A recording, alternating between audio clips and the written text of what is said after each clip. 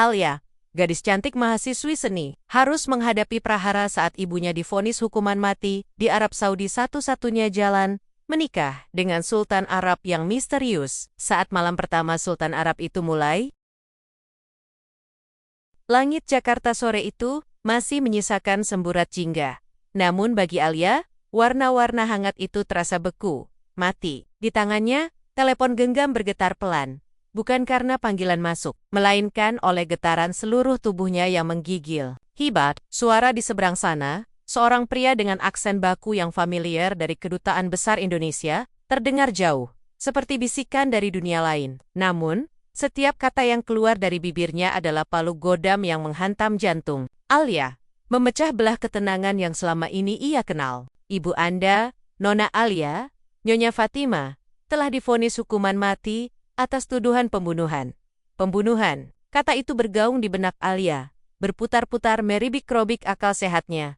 Fatima, ibunya yang lembut, yang setiap minggu selalu mengirimkan pesan singkat berisi doa dan rindu, yang tangannya selalu memeluknya erat saat ia kecil. Dituduh melakukan kekejaman seperti itu? Tidak, itu mustahil. Alia menggelengkan kepalanya kuat-kuat, seolah bisa mengusir kenyataan pahit itu. Air mata sudah tak bisa lagi dibendung.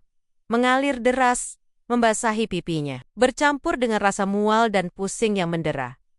Dunia Alia selama ini adalah kanvas kosong, siap dihiasi dengan goresan warna-warna impiannya, kini runtuh seketika. Ia seorang mahasiswi seni di salah satu universitas negeri terkemuka. Setiap pagi, ia bangun dengan semangat membara, memimpikan pameran tunggal tentang lukisan-lukisannya yang bisa berbicara, tentang kebebasan berekspresi tanpa batas. Ia membayangkan dirinya akan menjadi seniman besar, berkeliling dunia, membawa nama Indonesia dengan bangga. Tapi semua itu sirna dalam sekejap, digantikan oleh bayangan jeruji besi, ruang pengadilan yang asing, dan, yang paling mengerikan, Bayongen Algaho, keluarga kecilnya yang sederhana, di pinggiran Jakarta langsung kacau. Pelau, ayah Alia, Pak Harun, seorang pensiunan pegawai negeri, yang selalu tampak tenang, kini terlihat rapuh, rambut putihnya seolah semakin memutih dalam semalam. Adik perempuannya, Nadia, yang masih duduk di bangku sekolah dasar, menangis sesenggukan tanpa henti, memanggil-manggil nama ibunya. Seluruh tabungan keluarga yang tak seberapa, dikumpulkan selama bertahan-tahan, dari jerih payah ayah dan kiriman ibu dari jauh, langsung dihitung. Setiap rupiah, setiap lembar uang kumal yang disimpan di bawah kasur, dikeluarkan. Harapan mereka hanya satu, diat, uang darah yang bisa membebaskan Fatima. Namun, angka yang disebutkan pihak kedutaan jenderal sungguh fantastis. Jutaan dolar Amerika, jumlah yang tak pernah mereka bayangkan, akan ada dalam genggaman mereka seumur hidup. Mimpi itu bukan hanya sekadar tinggi, melainkan tak terjangkau. Alia merasa tercekik, seolah tali tambang melilit lehernya semakin erat. Ia berlari ke sana kemari, dari satu pintu ke pintu lain. Ia mendatangi kantor-kantor organisasi kemanusiaan yang konon peduli pada nasib TKW, datang ke lembaga-lembaga pemerintahan yang seharusnya melindungi warga negaranya. Ia mengirimkan ratusan surat elektronik, membuat ribuan panggilan telepon, namun hasilnya selalu sama. Nihil. Kami turut prihatin, Nona Alia. Kasus ini sangat rumit, melibatkan keluarga kerajaan. Pengaruh mereka sangat besar. Sebaiknya Anda siapkan mental. Demikianlah kalimat-kalimat yang selalu ia dengar. Ucapan prihatin yang hampa, saran yang melukai. Menyiapkan mental untuk apa? Untuk melihat ibunya dieksekusi. Alia tak sanggup membayangkannya. Keputusasaan itu begitu pekat, menelan dirinya utuh-utuh. Ia merasa sendirian, menghadapi dinding raksasa yang tak bisa ditembus. Di tengah badai emosi yang berkecamuk di dalam dirinya. Di malam paling kelabu dalam hidup Alia, sebuah amplop tebal tiba-tiba tergeletak di meja ruang tamu. Warnanya putih, gading, dengan logo kerajaan yang rumit dan elegan tercetak di tengahnya. Seorang pria berjas hitam, dengan mobil mewah yang tak bersuara, mengantarkannya beberapa jam sebelumnya, lalu pergi begitu saja tanpa sepatah kata pun. Ayah dan Alia membuka amplop itu dengan tangan gemetar. Di dalamnya, sebuah surat resmi dengan kop surat mewah dan stempel kerajaan yang megah. Surat itu ditulis dalam bahasa Inggris yang fasih, namun isinya sungguh tak terduga, tak masuk akal, dan begitu mengguncang. Tertulis jelas di sana bahwa Sultan Mansur Al-Hamad, seorang penguasa muda yang kabarnya berjuluk Pangeran Es karena pembawaannya yang dingin dan misterius, dari kerajaan Al-Hamid yang kaya raya, bersedia melunasi seluruh diat Fatima. 100 miliar yang tak terjangkau itu. Jantung Alia berdebar kencang, antara lega dan curiga. Namun, ada satu syarat yang tertulis tebal di bawahnya. Syarat yang mengubah hidup Alia selamanya. Ia harus bersedia menikahi Sultan Mansur dan menjadi salah satu istrinya. Serta Mehmet. Semua aturan dan protokol istana, pernikahan, dengan seorang pria asing, penguasa dari negeri jauh, yang sama sekali tidak ia kenal. Melepaskan kebebasan, melepaskan impian, dan hidup terkurung dalam sangkar emas. Harga yang harus ia bayar terasa begitu mahal, lebih dari sekadar uang. Ini adalah pengorbanan dirinya, seluruh hidupnya. Namun, di sisi lain, ini adalah satu-satunya harap, satu-satunya jalan untuk menyelamatkan nyawa ibunya. Bayangan wajah ibunya yang tersenyum, wajahnya yang damai, muncul di benaknya. Ibu selalu menjadi pendukung terbesarnya, orang yang selalu percaya pada mimpi-mimpinya. Bagaimana mungkin ia membiarkan ibu pergi begitu saja? Tidak, Alia tidak bisa. Dengan air mata yang tak henti mengalir, namun dengan tekad yang membaja di hatinya, Alia akhirnya mengambil keputusan yang paling sulit dalam hidupnya. Demi Fatima, ia akan melakukannya. Ia akan menerima tawaran itu. Meski ia tidak tahu apa yang menantinya di balik gerbang istana megah di padang pasir itu. Meski ia tak tahu apakah ia akan pernah menemukan kembali kebebasan dan impiannya yang telah ia kubur dalam-dalam. Yang jelas, mulai saat ini, hidup Alia tidak akan pernah sama lagi. Perjalanan Alia ke Arab Saudi terasa seperti mimpi buruk yang terlalu nyata. Sebuah teleportasi paksa dari kehidupan sederhana yang ia kenal menuju jurang kemegahan yang tak bisa ia pahami. Setiap detik di dalam pesawat, udara dingin yang menusuk. Kulitnya tak mampu membekukan gejolak di dadanya. Ia terus-menerus bertanya pada dirinya sendiri. Apakah ini keputusan yang benar? Apakah aku telah menjual diriku untuk menyelamatkan ibu? Pertanyaan-pertanyaan itu berputar tanpa henti, menciptakan badai keraguan di benaknya. Begitu pesawat mendarat mulus di landasan Bandara Internasional King Abdulaziz, Jeddah, Alia merasa jantungnya mencelos, bukan karena keindahan arsitektur bandara yang memukau, melainkan karena sambutan yang ia terima. Sekelompok pria berjas hitam, tinggi dan tegap, dengan wajah tanpa ekspresi, sudah menunggu tepat di pintu keluar jetway. Mata mereka yang tajam menatap Alia lurus, seolah menelanjanginya hingga ke jiwa. Tidak ada senyum, tidak ada sapaan hangat yang lazim bagi tamu kehormatan. Hanya arahan singkat dalam bahasa Arab, yang tidak ia pahami sepenuhnya di Syusil Dengen. Isyarat tangan yang dingin, menyuruhnya mengikuti mereka. Alia merasa seperti tahanan yang baru saja tiba di tempat eksekusi, bukan calon pengantin. Mereka membawanya langsung menuju sebuah mobil mewah berwarna hitam legam yang terparkir di landut bandara. Mobil itu melesat tanpa suara membila lalu lintas kota yang padat. Perjalanan menuju istana terasa sangat jauh, melewati gurun pasir yang luas, di mana matahari gurun memancarkan panas yang menyengat. Akhirnya, di kejauhan, Alia bisa melihat siluet sebuah kompleks bangunan yang menjulang, angkuh, dikelilingi dinding tinggi yang tampak tak tertembus. Istana Al-Hamad. Bangunan itu memancarkan aura kemewahan yang luar biasa, dengan kubah-kubah emas berkilauan di bawah terik mentari, menara-menara yang menjulang elegan, dan temen-temen luas dengan air mancur yang memancarkan kesejukan. Namun, bagi Alia, semua kemegahan itu terasa hampa, bahkan menakutkan. Istana itu bukan rumah, melainkan sangkar emas yang indah, menjebaknya dalam kegelapan yang belum ia pahami. Ia dibawa masuk melalui gerbang utama yang masif, dijaga ketat oleh puluhan pengawal bersenjata lengkap. Di dalam, kemewahan itu semakin terasa menyesakkan. Lantai marmer yang berkilau memantulkan cahaya lampu gantung kristal yang megah. Karpet-karpet Persia tebal menghiasi setiap koridor, dan dinding-dindingnya dihiasi ukiran rumit serta lukisan-lukisan mahal. Namun, udara di dalamnya terasa dingin, hampa dari kehangatan layaknya sebuah rumah. Alia diantar ke sebuah kamar yang begitu luas, lebih besar dari seluruh rumahnya di Jakarta. Tempat tidur berkanopi dengan tirai sutra yang menjuntai, perabotan dari kayu mahoni berukir indah, dan pemandangan taman pribadi yang menakjubkan dari balik jendela. Ada kamar mandi pribadi seluas kamar tidur Alia, lengkap dengan bak mandi marmer yang mewah. Semua itu terasa asing, dingin, dan jauh dari kata nyaman. Ia tidak merasakan kehangatan, hanya isolasi yang sempurna. Tak lama setelah ia tiba, beberapa wanita pelayan masuk ke kamarnya. Mereka berbusana serba hitam, dengan wajah-wajah tanpa ekspresi. Mereka melayani setiap kebutuhannya dengan efisien, namun tanpa emosi, seolah Alia adalah patung yang harus dilayani. Mereka berbicara dalam bahasa Arab, hanya sesekali menyelipkan kata-kata dalam bahasa Inggris yang terbata-bata. Alia hanya bisa mengangguk dan merespons seadanya. Ia merasa terjebak, terisolasi dalam kemewahan yang tak ia inginkan. Malam itu, di sebuah ruang pertemuan kecil yang formal, Alia akhirnya dipertemukan dengan Sultan Mansur Al-Hamid untuk pertama kalinya. Pria itu masuk ke ruangan dengan langkah tenang namun berwibawa.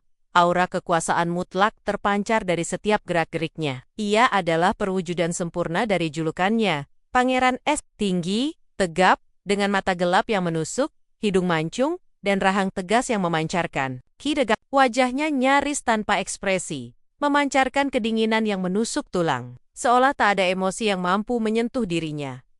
Mansur berbicara dalam bahasa Inggris yang fasih, namun setiap katanya terdengar datar, nyaris tanpa intonasi. Ia tidak menanyakan perasaannya, tidak ada basa-basi, hanya penjelasan singkat tentang protokol istana, kewajiban Alia sebagai istrinya, dan larangan-larangan yang harus ia patuhi. Anda akan memiliki akses ke semua fasilitas yang Anda butuhkan, ucap Mansur dengan suara berat.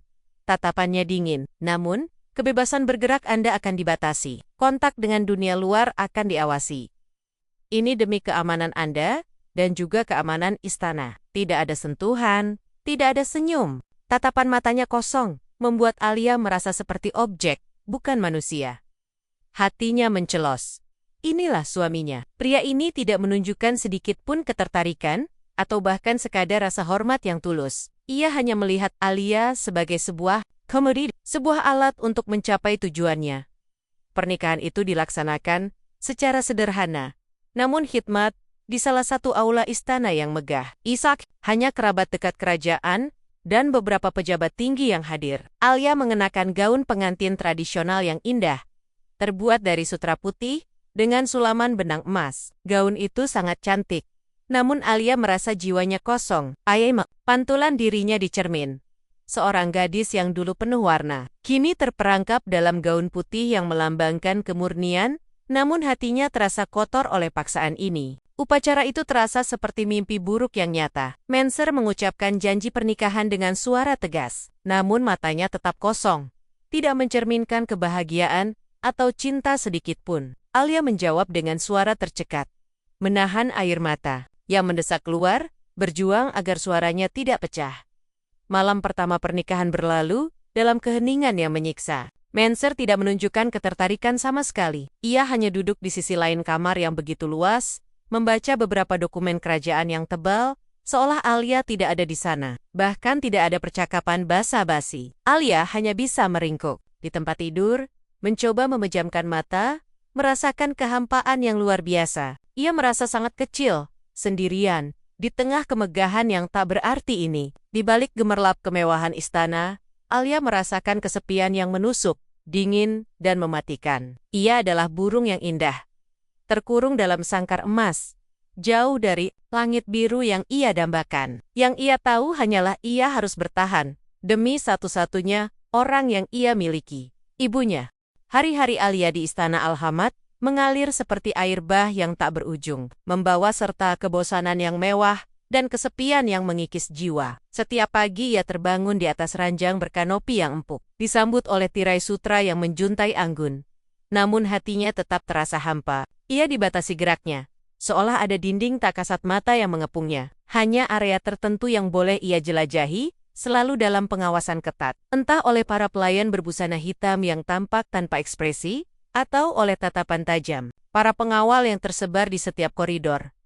Istana itu sendiri adalah sebuah mahakarya arsitektur, dengan koridor-koridor panjang yang megah, dihiasi pilar-pilar berukir rumit, langit-langit yang menjulang tinggi, dengan lukisan-lukisan alegoris, dan taman-taman luas dengan air mancur yang menari-nari di bawah sinar mentari. Namun, bagi Alia, semua kemegahan itu terasa seperti sangkar emas yang terlalu besar. Sebuah labirin tak berujung yang menjebaknya dalam isolasi sempurna. Ia tidak diizinkan menggunakan ponselnya. Surat menyuratnya diawasi ketat, dan kontak dengan dunia luar nyaris mustahil. Sesekali ia diizinkan berbicara dengan keluarganya di Indonesia, melalui panggilan telepon yang diatur dan diawasi ketat oleh staf istana. Percakapan itu selalu singkat, penuh kekhawatiran yang tak terucap, dan selalu diakhiri dengan janji palsu yang ia ucapkan pada dirinya sendiri, bahwa semuanya akan baik-baik saja. Sultan Menser masih tetap Pangeran S. Kehadirannya di dekat Alia sangat jarang,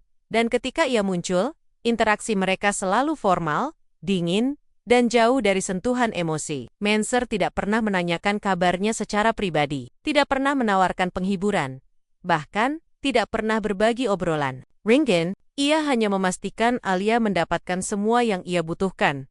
Seolah Alia hanyalah bagian dari aset kerajaannya yang harus dijaga. Alia merasa seperti boneka yang dipajang, diperlakukan dengan hormat, namun tanpa kehangatan. Keberadaannya di istana seolah hanya sebuah simbol, sebuah pengorbanan yang harus ia jalani demi kebebasan sang ibu. Di tengah kesendirian dan isolasi itu, naluri Alia sebagai seorang seniman yang peka mulai bekerja. Ia tidak bisa diam. Hatinya terus bergejolak, menuntut keadilan untuk ibunya. Ia tahu ibunya tidak mungkin melakukan hal sekeji itu. Maka, ia memutuskan untuk mencari tahu lebih banyak tentang kasus ibunya.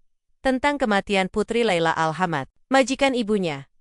Ia memulai dengan mencoba berbicara dengan para pelayan, dengan bahasa Arab yang terbata-bata, dan sesekali dibantu oleh isyarat tangan, ia mencoba bertanya tentang Putri Laila.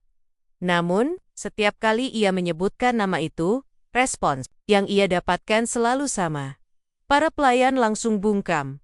Mata mereka memancarkan ketakutan yang jelas. Raut wajah mereka berubah tegang, dan mereka akan dengan cepat mengubah topik pembicaraan atau berpura-pura tidak mengerti. Sikap mereka yang terlalu protektif itu justru semakin memicu kecurigaan Alia. Mengapa nama Putri Laila begitu tabu di istana ini? Apa yang sebenarnya terjadi pada wanita itu sehingga namanya tak boleh disebut? Alia mulai menyadari ada sesuatu yang tidak beres, sesuatu yang disembunyikan ropet-ropet oleh seluruh penghuni istana. Ia mulai melakukan observasi diam-diam, mengasah indera seninya untuk menangkap setiap detail kecil. Ia memperhatikan setiap ekspresi wajah para pelayan dan pengawal, mencoba membaca bahasa tubuh mereka. Ia juga mulai menguping setiap percakapan samar yang ia dengar di koridor atau di dapur, mencoba menangkap fragmen-fragmen kebenaran. Ia menyadari ada aura ketegangan yang konstan di antara para staf istana, terutama ketika nama Putri Laila disebutkan. Terkadang, ia mendengar bisikan-bisikan samar di antara para pelayan tentang kecelakaan tragis atau rahasia yang terkubur. Semakin ia mencari, semakin ia yakin ada intrik tersembunyi di balik kematian Putri Laila. Setiap malam, ketika jam menunjukkan larut, dan sebagian besar penghuni istana terlelap dalam tidurnya, Alia akan menyelinap keluar dari kamarnya. Berbekal senter kecil yang ia temukan di laci lemari, ia menjelajahi bagian-bagian istana yang gelap dan terlarang. Ia menjelajahi perpustakaan yang luas, ruangan arsip yang berdebu, bahkan menyusup ke area layanan, seperti dapur dan gudang penyimpanan, mencari petunjuk, sisa-sisa jejak yang bisa membawanya pada kebenaran. Di salah satu koridor yang jarang dilewati, ia menemukan beberapa artikel koran lokal yang membahas kasus ibunya. Semua artikel itu menampilkan narasi yang sama.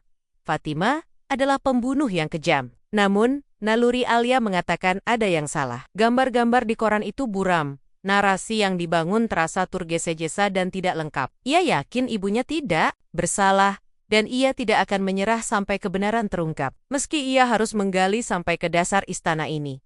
Setiap bayangan di istana megah itu terasa menyimpan rahasia. Setiap sudut gelap menyimpan kisah yang belum terungkap. Alia kini menyadari bahwa ia bukan hanya seorang sandera, melainkan juga seorang detektif. Ia bertekad untuk menyibak setiap tabir misteri satu persatu. Meskipun ia tahu bahwa pencariannya ini sangat berbahaya dan bisa membahayakan nyawanya, ia harus sangat berhati-hati. Karena ia kini bermain di kandang singa, dan singa-singa itu tidak akan ragu menerkam siapapun yang berani mengusik tidur mereka.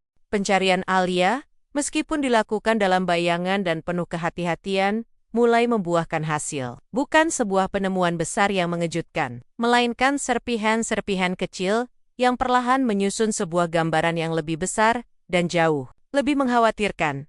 Tekadnya kini semakin kuat. Ia tahu, ia berada di jalur yang benar. fokus Alia beralih ke perpustakaan istana. Sebuah ruangan megah dengan rek-rek kayu jati yang menjulang tinggi hingga langit-langit, dipenuhi ribuan buku kuno dalam berbagai bahasa. Ruangan itu tampak jarang terjamah. Debu tipis menyelimuti permukaan meja dan kursi, menambah kesan misterius pada tempat itu. Di antara tumpukan buku-buku tebal tentang sejarah dan hukum kerajaan, Alia menemukan sebuah buku harian kecil yang tampaknya sampulnya terbuat dari kulit, dengan ukiran bunga mawar yang sudah pudar. Bukan milik Putri Laila, melainkan milik seorang pelayan pribadi Putri Laila, yang kini sudah tidak bekerja di istana. Alia tidak tahu bagaimana buku itu bisa tertinggal di sana. Mungkin sengaja disembunyikan, atau hanya terlupakan. Dengan jantung berdebar, Alia mulai membaca halaman-halamannya yang ditulis tangan. Sebagian besar isinya adalah catatan harian yang biasa, rutinitas Putri Laila, kebiasaan makannya, keluh kesahnya tentang cuaca panas, atau persiapan pesta istana. Namun, beberapa entry terakhir sebelum tanggal kematian Putri Laila menarik perhatian Alia. Ada beberapa catatan samar tentang ketegangan di antara kerabat, ancaman yang tak terucapkan, dan rencana berbahaya yang sedang dirajut di balik layar. Pelayan itu juga menuliskan kekhawatirannya tentang Putri Laila yang terlihat sangat gelisah dan seringkali menyendiri, seolah menyembunyikan sesuatu yang sangat berat. Ada juga beberapa nama yang disebutkan secara samar. Namun, satu nama terus berulang dengan nada cemas.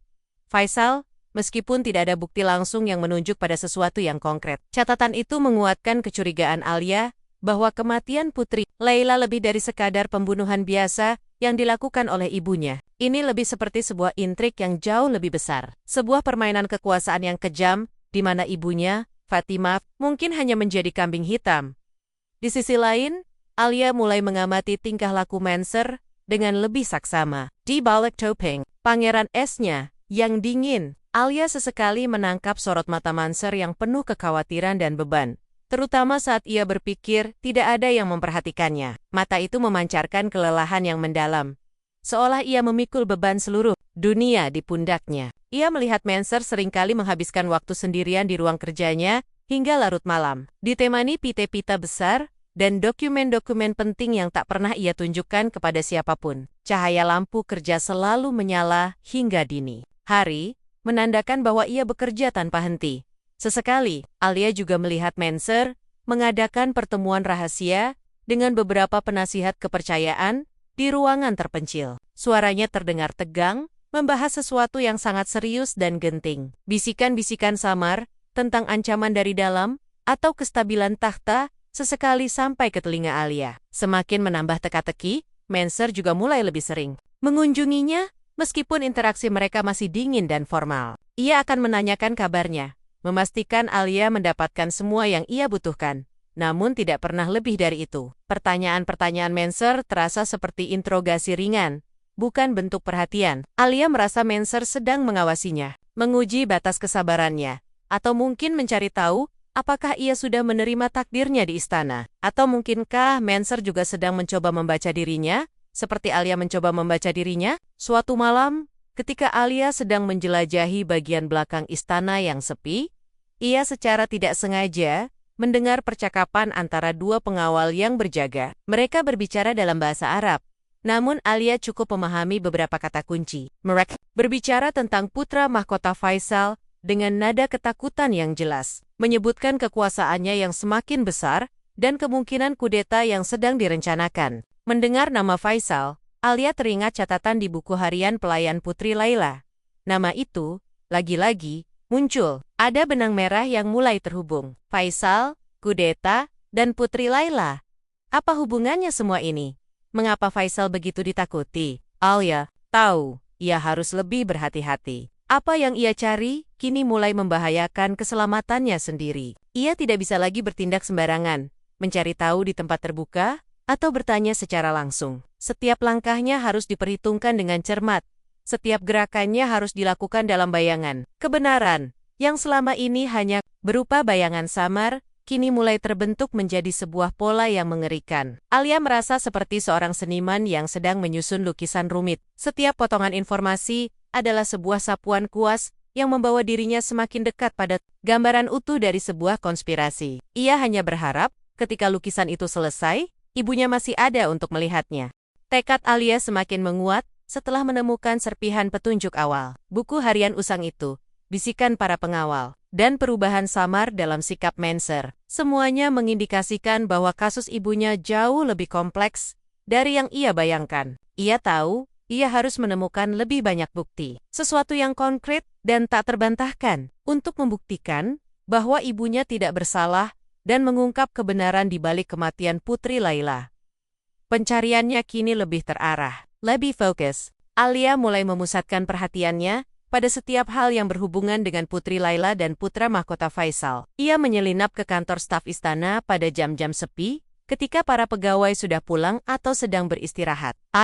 Tata letak ruangan, letak-letak lemari arsip yang mungkin menyimpan dokumen penting. Dengan berbekal senter kecil dan kunci duplikat yang dayam-dayam ia buat dari lilin dan kawat, ia menyusup ke dalam arsip-arsip lama yang berdebu, berharap menemukan catatan atau surat menorat yang bisa memberinya petunjuk. Ia bahkan memberanikan diri sampai ke gudang penyimpanan barang-barang pribadi Putri Laila yang telah disegel setelah kematiannya.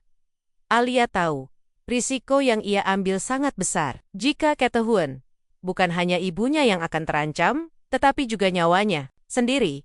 Di dalam lingkungan istana yang serba tertutup ini, ia bisa saja menghilang tanpa jejak. Namun, demi ibunya, Alia siap menghadapi segalanya. Rasa takut itu selalu ada, bergelayut di dasar perutnya. Namun tekadnya jauh lebih besar. Setelah beberapa kali mencoba menyusup ke gudang penyimpanan. Pada suatu malam, di antara tumpukan barang-barang, Putri Laila yang telah dikemas rapi dalam kotak-kotak kayu, Alia menemukan sebuah kotak musik kecil yang tampak usang. Kotak itu terbuat dari kayu berukir. Namun salah satu engselnya sudah patah dan kuncinya macet. Alia merasa tertarik pada kotak itu, seolah ada energi tersembunyi di dalamnya. Ia membawanya dayam-dayam kembali ke kamarnya. Dengan hati-hati, Alia mencoba memperbaikinya. Ia menggunakan jepit rambut dan pinset kecil untuk mencoba memperbaiki engsel yang patah. Setelah beberapa saat, ia berhasil. Saat ia membuka kotak musik itu, alunan melodi lembut pun terdengar. Namun, yang lebih menarik perhatiannya adalah sebuah USB flash drive kecil berwarna hitam yang tersembunyi di dasar kotak, terselip di bawah lapisan kain beludru yang tipis. Jantung Alia berdebar kencang. Ini pasti penting. Putri Laila pasti menyembunyikan sesuatu di sini.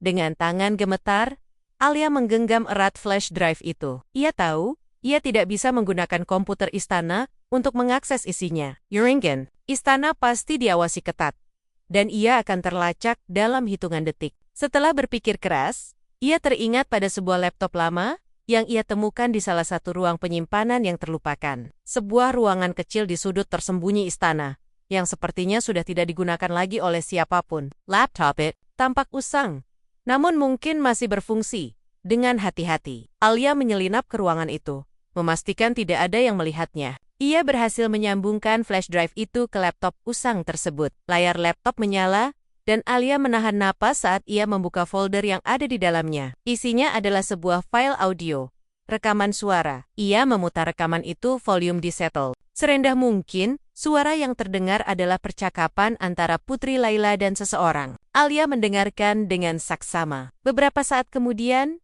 ia mengenali suara yang kedua. Itu adalah suara Faisal. Dalam rekaman itu, Faisal terdengar mengancam Putri Laila. Suaranya dipenuhi amarah dan ketidaksabaran. Ia menuntut agar Putri Laila menyerahkan beberapa dokumen penting yang berisi bukti rencana kudetanya terhadap Manser. Putri Laila menolak dengan tegas. Suaranya gemetar ketakutan. Namun ia juga terdengar marah dan bertekad untuk mengungkap kebenaran kepada Sultan Manser. Tiba-tiba, terdengar suara gaduh yang keras, jeritan Putri Laila yang tercekik, dan suara benda pecah yang menghantam lantai. Rekaman itu terputus dengan suara samar Faisal yang terengah-engah, seperti orang yang kehabisan napas setelah melakukan sesuatu yang berat. Aku tidak bermaksud itu kecelakaan, tapi sekarang, tidak ada yang bisa menghentikanku. Lalu, keheningan. Alia menahan napas, tubuhnya kaku, dingin. Ini dia, bukti yang ia butuhkan. Ibunya tidak bersalah. Putri Laila meninggal karena kecelakaan saat mencoba melawan Faisal yang ingin mengambil bakti-bakti. Rencana kudetanya, Faisal memanipulasi kejadian itu agar terlihat seperti pembunuhan yang dilakukan oleh Fatima, yang kemungkinan besar menjadi saksi mata kejadian tragis tersebut. Semua teka-teki kini mulai terpecahkan. Namun gambaran yang terlukis jauh lebih mengerikan dari yang ia bayangkan. Pada saat yang sama, hubungan Alia dan Manser mulai menunjukkan perubahan samar. Manser mulai lebih sering berada di dekatnya, sesekali memberikan instruksi yang lebih pribadi.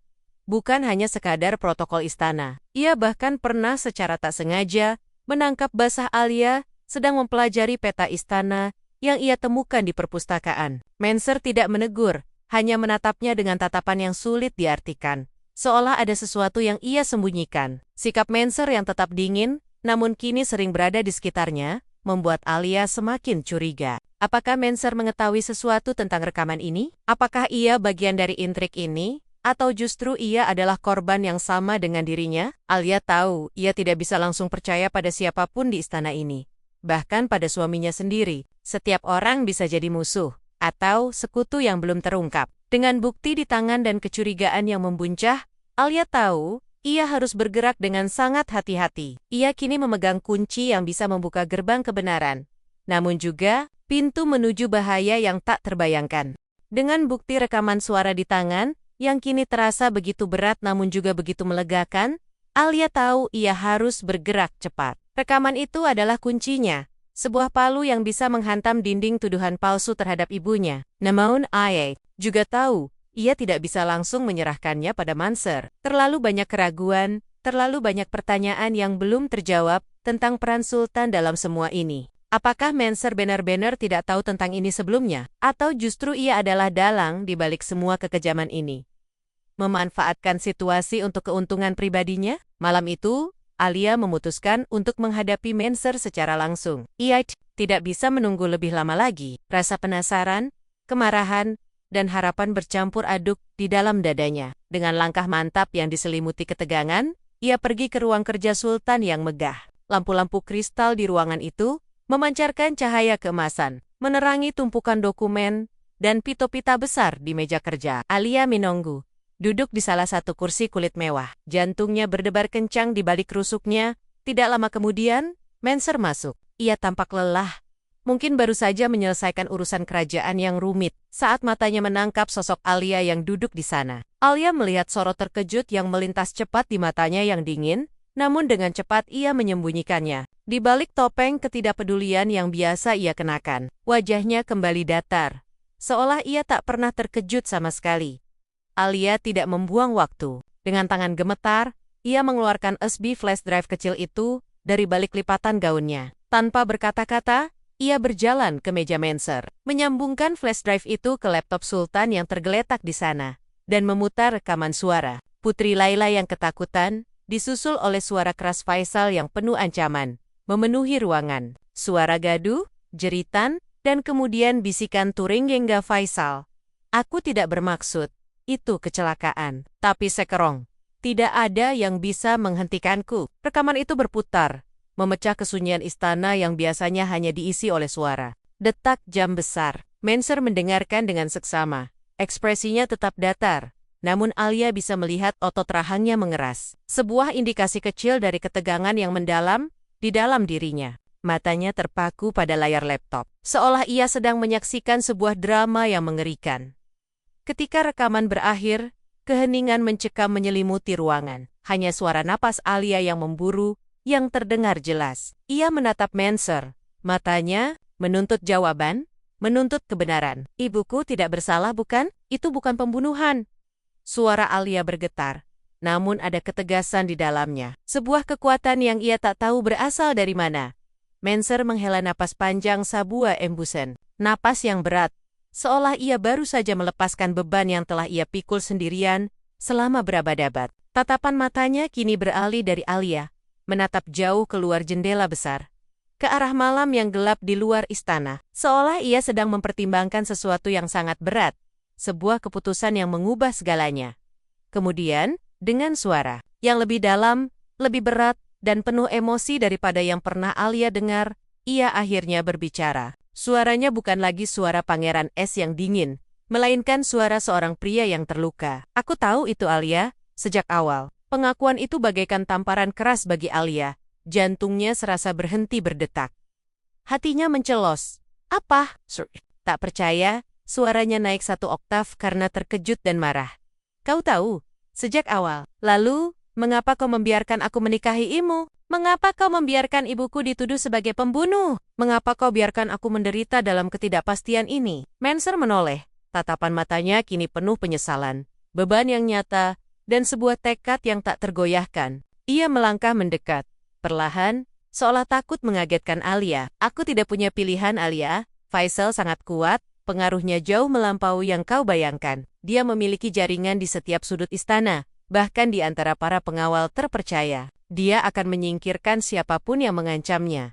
Siapapun yang menghalangi jalannya menuju takhta. Ia berhenti sejenak, menghela napas lagi. Dia tahu Fatima adalah saksi kunci. Jika aku mencoba membebaskan ibumu secara langsung, dia akan melenyapkannya sebelum Fatima sempat bersaksi. Dia akan membuatnya menghilang seolah tidak pernah ada. Dengan menjadikanmu istriku, dan otomatis ibumu sebagai bagian dari keluarga, aku bisa melindunginya di bawah payung kekuasaan istana. Itu adalah satu-satunya cara untuk melindunginya. Sampai aku siap membongkar kejahatan Faisal tanpa membahayakan nyawa Fatima dan tanpa mengancam stabilitas seluruh kerajaan. Manser kemudian menjelaskan semuanya detail demi detail. Putri Le, adik kandungnya sendiri, telah menemukan bakti-bakti kuat tentang rencana kudeta Faisal. Ia berencana untuk menyerahkan bakti-bakti itu kepada Manser.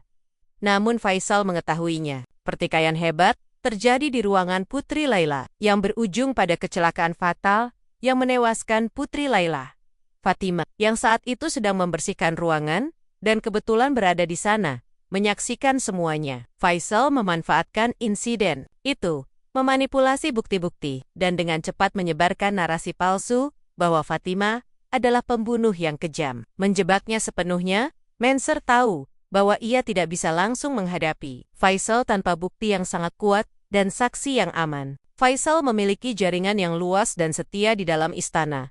Dan jika Manser bertindak gegabah, ia akan kehilangan takhta, bahkan nyawanya. Pernikahannya dengan Alia adalah bagian dari rencana besar yang kompleks untuk mengumpulkan bukti-bukti tambahan dan menjebak Faisal. Manser selama ini bersikap dingin dan kaku agar Faisal tidak mencurigai bahwa ada motif lain di balik pernikahannya. Agar Faisal berpikir bahwa Alia hanyalah korban dari situasi yang disetujui, dan Manser tidak memiliki agenda tersembunyi dengan melibatkan Alia.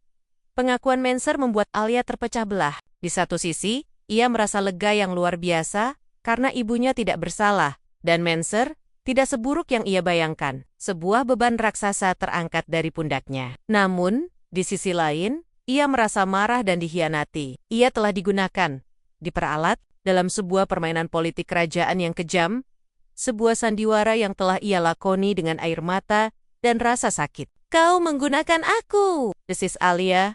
Air mata mengalir deras, membasahi pipinya. Ia mundur selangkah ketika Manser mencoba meraih tangannya, menepisnya dengan kasar. Kau menjadikan aku pion dalam permainanmu. Kau tidak pernah memikirkan perasaanku, penderitaanku. Manser mendekat lagi, tatapan matanya penuh permohonan. Aku tahu kau marah, Alia, dan kau berhak merasakannya. Aku tidak akan membenarkan perbuatanku.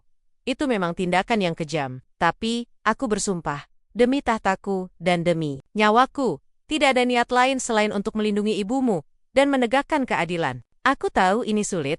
Aku tahu kau membenciku sekarang. Tapi aku membutuhkanmu sekarang, lebih dari sebelumnya. Kita harus bekerja sama untuk membongkar kejahatan Faisal dan membersihkan nama ibumu. Ini adalah satu-satunya kesempatan kita. Alia menatap Manser, berusaha membaca kejujuran di mata pria itu. Ia melihat penyesalan yang mendalam, beban yang luar biasa, yang ia pikul sendiri, dan tekad yang kuat. Ia tahu ia tidak punya pilihan lain. Untuk ibunya, dan untuk kebenaran yang kini terpampang jelas di hadapannya, ia harus mempercayai Manser. Mereka berdua kini berada dalam satu perahu yang sama, di tengah badai intrik kerajaan yang berbahaya. Sebuah aliansi tak terduga telah terbentuk, di bawah langit malam yang pekat, dengan nasib seorang ibu, dan sebuah kerajaan dipertaruhkan. Setelah pengakuan Manser, dinding es di antara Alia dan Sultan mulai mencair. Perlahan namun pasti, kebencian dan kecurigaan yang menyelimuti hati Alia memang tidak serta-merta hilang. Namun kini, bercampur dengan rasa kaget, pemahaman, dan secercah harapan. kecanggungan dan dinginnya komunikasi mereka digantikan oleh diskusi intens dan strategi rahasia yang terjalin erat. Alia tidak lagi merasa seperti tawanan yang tak berdaya, melainkan seorang sekutu yang setara. Bahkan diakui kecerdasannya. Mereka menghabiskan berjam-jam di ruang kerja Manser yang megah, bukan lagi dalam keheningan yang menyesakkan, melainkan dalam obrolan penuh strategi. Pintu ruangan selalu terkunci rapat. Tirai tebal terpasang, memastikan tak ada mata atau telinga yang bisa menembus privasi mereka. Di sana, di antara peta-peta besar kerajaan dan tumpukan dokumen rahasia, mereka menyusun rencana untuk menjebak putra mahkota Faisal. Manser mengungkapkan bahwa ia telah lama mencurigai Faisal. Sejak kematian Putri Laila, ada banyak kejanggalan yang terus menghantuinya. Namun, ia tidak pernah memiliki bukti kuat yang bisa ia gunakan di pengadilan tanpa membahayakan dirinya sendiri dan stabilitas kerajaan. Ia menjelaskan bagaimana Faisal telah menanam agene-genia di setiap sudut istana, bahkan di antara para pengawal terpercaya dan staf terdekatnya. Jaringan Faisal sangat luas dan loyal, membuat Manser harus bergerak sangat hati-hati, seperti meniti di atas duri. Salah langkah sedikit saja bisa berarti kehancuran. Alia kemudian menunjukkan rekaman suara yang ia temukan kepada Manser. Manser terkejut dengan kecerdikan Alia, dan ia menyadari betapa berharga bukti itu. Matanya yang dingin memancarkan kekaguman yang samar. Sesuatu yang baru bagi Alia. Manser menjelaskan bahwa rekaman tersebut adalah kunci utama mereka. Namun, mereka membutuhkan lebih banyak lagi bukti fisik dan kesaksian Fatima yang tidak bisa dibantah untuk menyudutkan Faisal sepenuhnya di hadapan Dewan Kerajaan dan publik. Mereka berdua mulai bekerja sama, menyatukan kekuatan yang sebelumnya terpisah. Alia, dengan kemampuan observasi dan insting seninya yang tajam, terbukti menjadi aset yang tak ternilai. Ia melihat detail-detail kecil yang luput dari pandangan. Manser yang lebih terbiasa dengan intrik politik dan permainan kekuasaan besar. Alia memiliki empati dan kemampuan membaca orang yang lebih baik, sesuatu yang sangat berguna dalam situasi ini. Sementara itu, Manser, dengan kekuasaannya dan aksesnya ke informasi rahasia, membuka pintu-pintu yang sebelumnya tertutup bagi Alia. Ia bisa mengakses arsip-arsip yang lebih rahasia, meminta laporan dari intelijennya, dan menggerakkan bawahannya secara diam-diam. Mereka berdua melakukan investigasi paralel. Alia fokus mencari celah dalam narasi resmi kematian Putri Laila, mencari saksi-saksi lain yang mungkin melihat sesuatu atau petunjuk-petunjuk tersembunyi di sudut-sudut istana. Ia bahkan dayam-dayam mencoba mendekati beberapa pelayan yang tampak ketakutan setiap kali nama Putri Laila disebut. Mencoba mendapatkan kepercayaan mereka dengan senyum lembut dan sedikit kebaikan. Manser, di sisi lain, menggunakan pengaruhnya untuk mengumpulkan data tentang aktivitas Faisal, melacak pergerakannya, dan mencoba mengidentifikasi agen-agen Faisal di dalam istana. Ia juga diam-diam memanipulasi beberapa situasi untuk membuat Faisal merasa aman dan lengah, agar ia melakukan kesalahan yang fatal yang bisa menjadi bumerang bagi dirinya sendiri. Sebuah permainan catur yang rumit, di mana Manser selalu beberapa langkah di depan. Di tengah kerjasama yang intens ini, Alia mulai melihat sisi lain dari Manser. Di balik topeng pangeran esnya yang kaku, ia menemukan seorang pria yang sangat cerdas, bertekad, dan sangat mencintai kerajaannya. Ia melihat Manser sebagai pemimpin yang adil, yang terpaksa melakukan hal-hal sulit demi kebaikan banyak orang, demi menjaga stabilitas dan nama baik kerajaannya. Beban tanggung jawab yang dipikul Manser terasa sangat berat, dan Alia mulai merasakan empati yang mendalam padanya. Manser juga mulai melihat Alia bukan hanya sebagai alat dalam rencananya. Ia terkesan dengan keberanian Alia yang tak terduga, kecerdasannya dalam menemukan petunjuk, dan tekadnya yang tak tergoyahkan untuk mencari kebenaran. Ia melihat Alia sebagai wanita yang kuat, yang tidak mudah menyerah di hadapan kesulitan, yang memiliki hati yang murni dan tulus. Ia mulai menyadari bahwa kehadiran Alia di sisinya tidak hanya sekadar strategi politik, melainkan juga sebuah dukungan emosional yang ia butuhkan. Ada momen-momen singkat di mana Manser secara tidak sengaja menunjukkan kepedulian kecil, seperti memastikan Alia cukup istirahat setelah sesi kerja panjang, atau memberinya secangkir teh hangat ketika ia melihat Alia tampak kelelahan. Terkadang, Manser akan tersenyum tipis saat Alia mengungkapkan ide-ide kreatifnya, sebuah senyuman langka yang membuat jantung Alia berdesir. Interaksi mereka kini dipenuhi ketegangan yang berbeda, bukan lagi kebencian, melainkan campuran antara kepercayaan yang baru tumbuh dan ketertarikan yang tak terucap. Mereka tahu mereka harus mengesampingkan perasaan pribadi demi misi yang lebih besar. Namun, di balik semua itu, benih-benih perasaan yang dulunya hanya samar, kini mulai tumbuh subur di antara mereka. Sebuah ikatan yang terbentuk dari tekanan, bahaya, dan tujuan yang sama. Mereka tahu bahwa setiap langkah yang salah bisa berarti kehancuran bagi mereka berdua, bagi Fatima, dan bagi seluruh kerajaan. Tetapi dengan aliansi ini, mereka merasa lebih kuat, lebih berani, siap menghadapi badai intrik yang menanti di depan. Waktu semakin menipis. Ketegangan di istana kian terasa, bagai benang tipis yang ditarik hingga nyaris putus. Menser dan Alia tahu mereka harus segera bertindak sebelum Faisal mencurigai pergerakan mereka. Rekaman suara yang Alia temukan, ditambah beberapa informasi tambahan yang berhasil mereka kumpulkan dari samber-samber rahasia Menser, sudah cukup kuat. Namun, mereka butuh lebih dari itu. Mereka butuh momen yang tepat untuk melumpuhkan Faisal secara total. Di hadapan semua mata, Menser memutuskan untuk menyiapkan sebuah jebakan besar. Sebuah panggung di mana Faisal akan mempertontonkan kejahatannya. Sendiri, ia mengumumkan sebuah pertemuan penting dengan Dewan Penasihat Kerajaan dan para pejabat tinggi lainnya. Agenda resminya adalah membahas stabilisasi ekonomi dan keamanan kerajaan. Di tengah rumor, adanya pihak-pihak yang mencoba mengacaukan stabilitas. Menser tahu betul, Faisal pasti akan hadir. Putra mahkota itu selalu ingin menampilkan citra dirinya sebagai calon penguasa yang peduli dan berwibawa. Tak peduli betapa busuknya intrik yang ia sembunyikan. Di sisi lain, Alia dan Menser diam-diam menyusun strategi untuk menghadirkan Fatima sebagai saksi kejutan pada waktu yang paling krusial. Mereka berkoordinasi dengan pengacara kepercayaan Menser, seorang pria tua yang bijaksana dan sangat loyal, yang selama ini juga bekerja di balik layar untuk mengumpulkan bukti tambahan dan memastikan proses hukum akan berjalan adil dan tanpa tilah. Fatima, yang masih dalam perlindungan istana, sudah diberitahu tentang rencana ini dan dilatih untuk bersaksi dengan tenang dan meyakinkan malam sebelum pertemuan penting itu. Ketegangan menyelimuti istana. Udara terasa berat, penuh antisipasi. Alia tidak bisa tidur. Pikirannya melayang membayangkan skenario terburuk.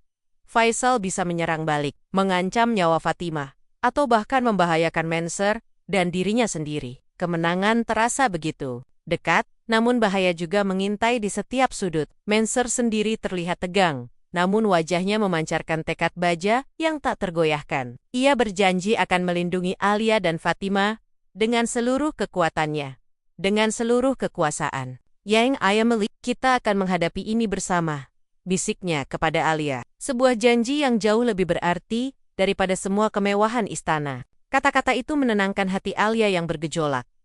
Pada hari aula pertemuan yang megah dipenuhi para pejabat dan kerabat kerajaan. Suasana formal, namun penuh intrik terasa pekat di udara. Faisal hadir dengan senyum angkuh yang selalu ia kenakan. Tampak yakin bahwa ia telah memegang kendali penuh. Ia duduk di antara para hadirin, sesekali melemparkan tatapan mengejek ke arah Menser. Menser memulai pertemuan dengan memaparkan beberapa laporan ekonomi, membaca dengan suara tenang, menciptakan suasana normal yang meninabobokan. Para hadirin tampak santai, beberapa mengganggu si tujuh. Namun, tiba-tiba, Menser mengubah topik pembicaraan. Suaranya berubah, menjadi lebih tegas dan berat, memecah keheningan yang nyaman. Ada satu masalah lagi yang harus kita bahas, kata Menser, pandangannya menyapu seluruh ruangan. Berhenti sejenak pada Faisal, yang kini mulai terlihat gelisah. Masalah yang mengancam bukan hanya stabilitas ekonomi, tetapi juga keadilan dan integritas kerajaan kita. Menser memberi isyarat kepada salah seorang ajudannya. Sebuah proyektor menyala, menampilkan layar kosong. Kemudian, Menser dengan gerakan pelan namun penuh makna memutar rekaman suara Putri Laila dan Faisal. Suara Putri Laila yang ketakutan, lalu suara keras Faisal yang penuh ancaman memenuhi olah, jeritan, suara benda pecah, dan bisikan terengah-engah Faisal. Aku tidak bermaksud itu kecelakaan, tapi sekerong.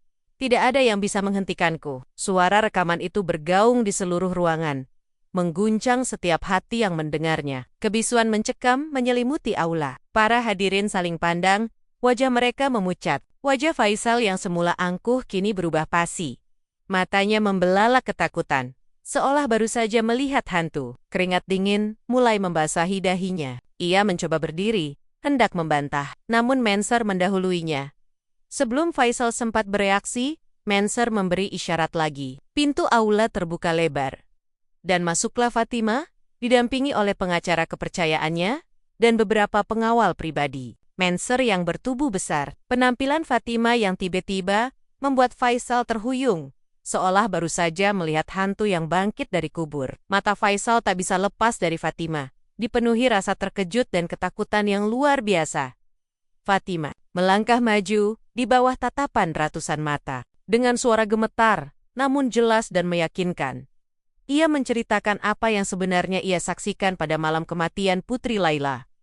Ia menceritakan bagaimana Faisal menyerang Putri Laila, bagaimana kecelakaan itu terjadi saat Putri Laila mencoba melawan dan mempertahankan dokumen rahasia, dan bagaimana Faisal kemudian memanipulasi situasinya agar tampak seperti pembunuhan yang disengaja. Kesaksian Fatima, didukung oleh rekaman suara yang tak terbantahkan, adalah pukulan telak bagi Faisal.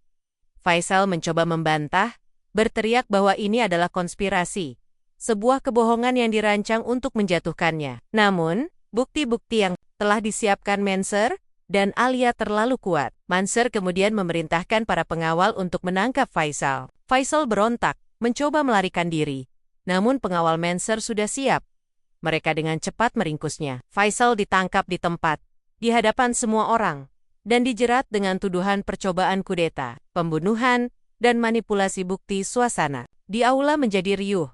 Campur aduk antara keterkejutan, kemarahan yang membara, dan kelegaan yang luar biasa. Keadilan akhirnya terkuak di hadapan mata mereka. Rakyat kerajaan akan segera mengetahui kebenaran yang selama ini tersembunyi. Menser menatap Alia. Sebuah senyum tipis terukir di bibirnya. Senyum yang belum pernah Alia lihat sebelumnya. Senyum kemenangan dan sesuatu yang lain. Sesuatu yang hangat. Alia membalas senyumnya. Air mata bercampur haru dan kelegaan membasahi pipinya. Mereka telah berhasil. Penangkapan putra mahkota Faisal mengguncang seluruh kerajaan. Kabar itu menyebar dengan kecepatan kilat dari satu sudut istana ke seluruh penjuru negeri, mengejutkan publik dan memicu berbagai reaksi. Ada kekacauan sesaat, gejolak kecil dari pihak-pihak pendukung Faisal yang mencoba melakukan perlawanan, menyebarkan desas-desus palsu, dan mencoba memutarbalikkan fakta. Namun, upaya mereka sia-sia. Bukti-bukti yang telah dikumpulkan oleh Menser dan Alia, ditambah kesaksian Fatima yang tak terbantahkan, terlalu kuat untuk dibantah. Kebenaran, pada akhirnya, selalu menemukan jalannya. Menser bergerak cepat dan tegas, menunjukkan kepemimpinannya yang sejati. Ia memerintahkan penyelidikan menyeluruh terhadap semua orang yang terbukti terlibat dalam jaringan Faisal, baik di dalam maupun di luar istana. Beberapa pejabat tinggi yang selama ini dayam-dayam mendukung Faisal dan terlibat dalam rencana kudetanya, ditangkap dan diadili. Proses hukum berjalan transparan, disaksikan oleh publik, untuk menunjukkan bahwa keadilan ditegakkan tanpa pandang bulu, bahwa tidak ada yang kebal hukum di bawah pemerintahannya. Selama proses ini, Alia dan Fatima mendapatkan perlindungan penuh di istana. Fatima, yang telah melalui penderitaan luar biasa, akhirnya dibebaskan dari segala tuduhan. Namanya bersih, kehormatannya dipulihkan. Momen ketika Fatima dan Alia akhirnya bisa saling berpelukan. Setelah berbulan-bulan terpisah dalam ketidakpastian dan ketakutan, adalah momen paling mengharukan. Air mata kelegaan membanjiri pipi mereka, bercampur dengan tawa kecil. Aku tidak tahu bagaimana harus membalas kebaikanmu, Sultan, kata Fatima tulus, menatap Menser dengan mata berkaca-kaca. Kau telah menyelamatkan hidupku dan membersihkan namaku. Menser hanya tersenyum tipis, senyum yang kini jauh lebih sering terukir di bibirnya. Tatapannya beralih dari Fatima ke Alia, sebuah tatapan yang penuh makna. Kebaikan ibumu sudah cukup, Fatima, jawabnya lembut, mengisyaratkan bahwa apa yang ia lakukan adalah demi Alia. Sementara itu, hubungan antara Alia dan Menser mulai berubah lebih jauh, memasuki fase yang jauh lebih personal. Setelah badai intrik politik berlalu, Menser tidak lagi mengenakan topeng pangeran esnya. Ia mulai menunjukkan sisi dirinya yang lebih manusiawi, lebih hangat, dan lebih terbuka kepada Alia. Kehangatan yang selama ini tersembunyi di balik sikap dinginnya kini perlahan terungkap. Ia menghabiskan lebih banyak waktu bersamanya. Bukan lagi hanya untuk membahas strategi atau rencana rahasia, melainkan untuk berbagi cerita, tawa, dan keheningan yang nyaman. Menser mulai menceritakan tentang masa kecilnya yang penuh tekanan, tentang beratnya menjadi seorang sultan di usia muda, dan kesepian yang ia rasakan di tengah kemewahan istana. Alia pun berbagi cerita tentang impiannya sebagai seorang seniman, tentang kehidupannya yang sederhana di Indonesia, dan bagaimana ia tidak pernah membayangkan dirinya akan berada di posisi ini, menjadi permaisuri seorang sultan. Perlahan tapi pasti, benih-benih cinta yang telah tumbuh di tengah intrik dan bahaya, kini mulai bersemi, tumbuh menjadi sesuatu yang lebih indah dan dalam. Alia melihat Menser bukan lagi sebagai pria yang memanfaatkannya, melainkan sebagai seorang pria yang berani mengambil risiko besar demi kebenaran. Seorang pemimpin yang adil, dan yang terpenting, seorang pria yang memiliki hati yang baik di balik sikap dinginnya. Menser pun melihat Alia bukan hanya sebagai sekutu yang cerdas dan berani. Ia melihat Alia sebagai wanita yang kuat, jujur, memiliki jiwa yang indah, dan mampu membuatnya merasakan hal-hal yang belum pernah ia rasakan sebelumnya. Ia sadar bahwa ia telah jatuh cinta pada Alia, jauh melampaui tujuan awal pernikahan mereka, yang murni transaksional. Cinta itu tumbuh tanpa rencana, tanpa paksaan, alami seperti bunga yang mekar di tengah padang pasir. Suatu malam, di taman istana yang sepi, di bawah cahaya bulan purnama yang benderang, Menser menggenggam tangan Alia. Sentuhannya kini terasa hangat, penuh perasaan. "Aku tahu pernikahan kita dimulai dari sebuah kesepakatan, Alia," katanya. Suaranya lembut, memecah kesunyian malam. "Sebuah kesepakatan yang kejam bagimu. Tapi Sekrong, aku ingin kau tahu bahwa aku tidak hanya membutuhkanmu sebagai sekutu atau karena posisimu. Aku mencintaimu, Alia, dengan sepenuh hati." Alia menatap Menser. Air mata kebahagiaan menggenang di pelupuk matanya. Ia merasakan getaran yang sama di hatinya. Ia juga telah jatuh cinta pada Menser. Pria yang awalnya ia buju benci, pria yang awalnya ia sangka hanya seorang penguasa berhati dingin. Badai telah mereda, dan di tengah reruntuhan intrik dan pengkhianatan, sebuah kisah cinta yang tak terduga kini mulai menemukan jalannya, menuntun mereka berdua menuju kebahagiaan yang telah lama mereka dambakan.